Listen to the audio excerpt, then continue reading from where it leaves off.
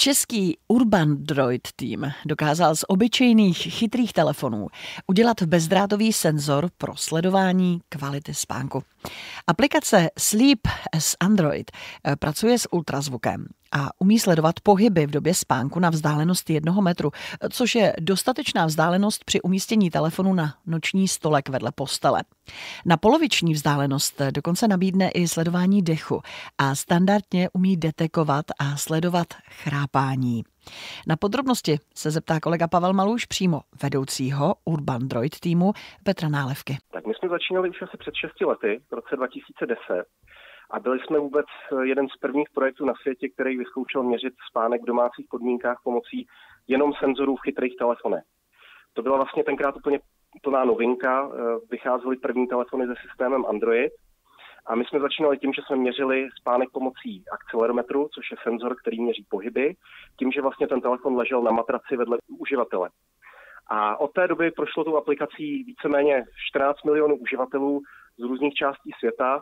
A do té aplikace jsme přidali nejrůznější množství funkcí, takže kromě toho, že je to teda chytrý budík, který budí uživatele v optimální čas, kdy je to pro něj ráno nejpříjemnější, tak zároveň umíme detekovat chrápání, umíme pomoct tomu uživateli spát pomocí úkolébavek, preventujeme jetlag, doporučujeme, jak mají ty uživatelé lépe spát, umožňujeme používání chytrých hodinek, ovládání chytrých světel v ložnici a spoustu dalších věcí.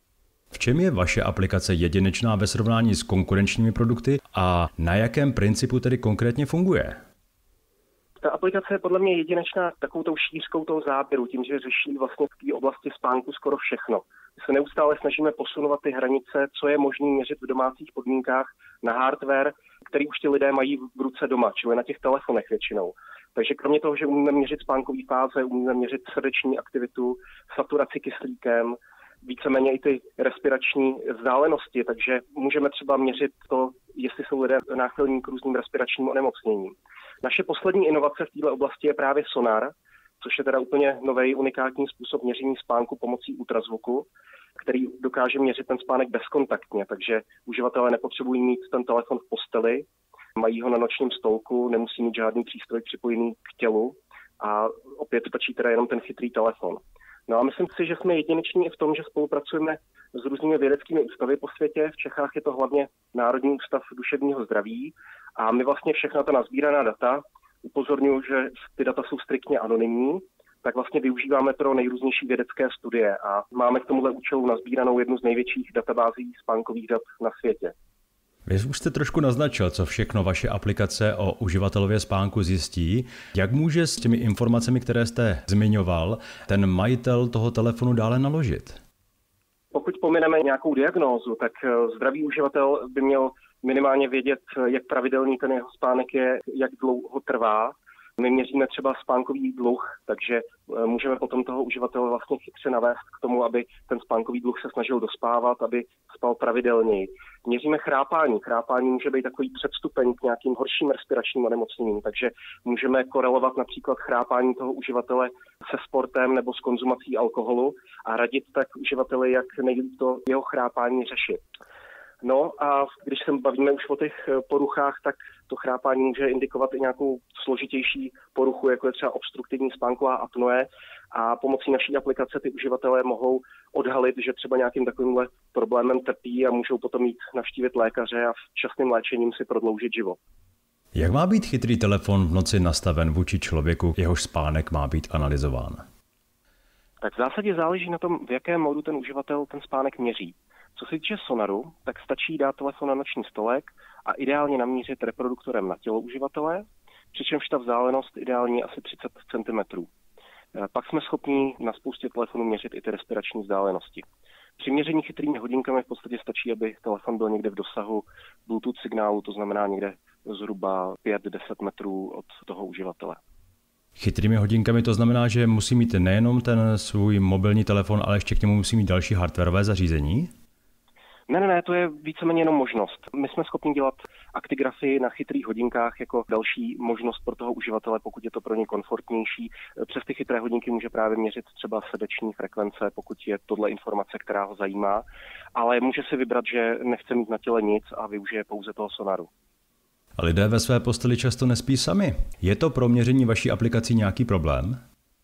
Tak v zásadě zase záleží na tom typu měření, ale problém to v podstatě není. Co se týče sonaru, tak ta intenzita signálu klesá s kvadrátem vzdálenosti, takže pohyb partnera se ocitne někde v úrovni šumu signálu, takže víceméně ty dva pohyby se dají velmi dobře rozlišit. Co se týče třeba aktigrafie na matraci pomocí telefonu, tak tam je dobré, když ty matrace jsou oddělené nebo když ten uživatel si drží ten telefon na své straně postele. Ale sonar je určitě v tomhletom jednodušší na nastavení. A může to měřit více těch možností najednou, nebo si musí ten člověk vybrat, že ten telefon buď měří ty vibrace nebo sonarem nebo něco podobného? Je tam možnost nějaké kombinace, nebo se to musí striktně rozdělit? Momentálně kombinaci nepodporujeme, protože víceméně ty informace jsou podobné, nebo minimálně ty pohybové informace jsou podobné z aktigrafie jako ze sonaru, takže by to nedávalo úplně smysl. Ale je pravda, že uživatelé si začínají psát o to, že by chtěli třeba měřit dechové frekvence, které momentálně podporujeme jenom na sonaru, a srdeční frekvence, které zase podporujeme jenom na chytrých hodinkách. Takže přemýšlíme i o variantě, že bychom udělali nějakou fúzi těch dvou přístupů a ty data z těch dvou zdrojů vlastně využili k tomu, abychom ten signál ještě zkvalitnili, ale momentálně ta aplikace neumí. Název aplikace Sleep as Android naznačuje, že je určen pro chytré telefony s operačním systémem Android. Bude k dispozici i pro jiné operační systémy v mobilních zařízeních? Tak my v podstatě od začátku se držíme té platformy Android a ten důvod je ten, že ta platforma je otevřená, víceméně ten systém dovoluje tomu vývojáři využívat na maximum ty možnosti mobilního telefonu, což je pro nás naprosto stěžejní, protože my tam kolikrát jdeme naprosto na hranici toho, co ty přístroje jsou schopné docílit, a ta platforma iOS je pro nás poměrně dost omezená v současné době, takže momentálně neplánujeme rozšíření na iOS.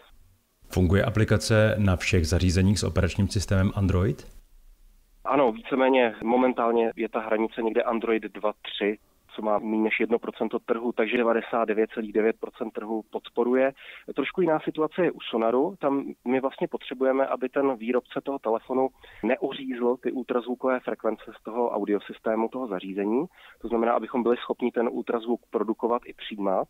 A tam se může stát, že některý ten konkrétní telefon nebo konkrétní výrobce se rozhodne tam udělat nějaké úpravy v tom systému, který nám ten sonar nějakým způsobem znemožní, nebo třeba není ten sonar tak citlivý. A proto v aplikaci vlastně existuje mod o testování kompatibility toho konkrétního zařízení, kdy ten uživatel si vyzkouší, jestli ten jeho telefon je podporován nebo není. My máme zatím jenom hrubý odhad, nemáme ještě přesné číslo, ale věříme, že víceméně 80% těch nových telefonů ten sonar podporuje. Teďka momentálně dáváme dohromady databázi těch podporovaných zařízení.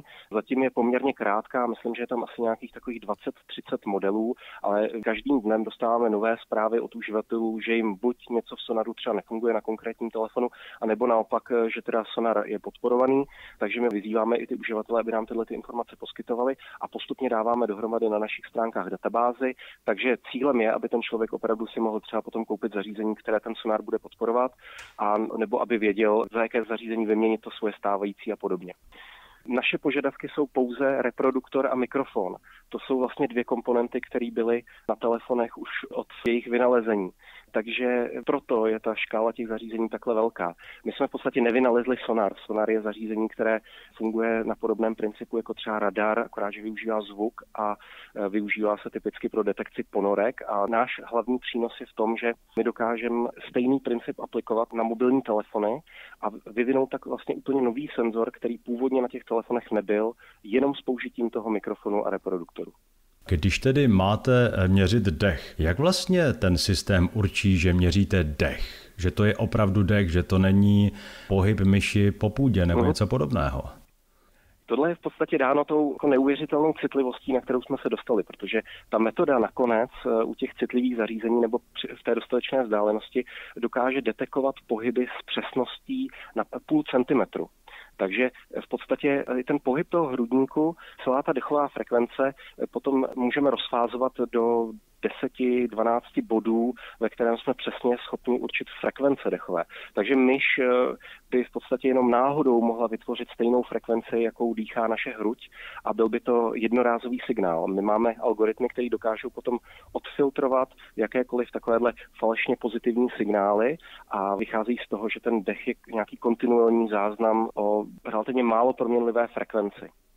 Zabýváte se sběrem dat už dlouhé roky. Je možné prozradit nám, tedy velice anonymně, co jste zjistili o lidech, jak spí nebo co dělají špatně při spaní a podobně? Pomohli jste někomu třeba zlepšit přístup ke zdraví právě tím, že použil vaši aplikaci?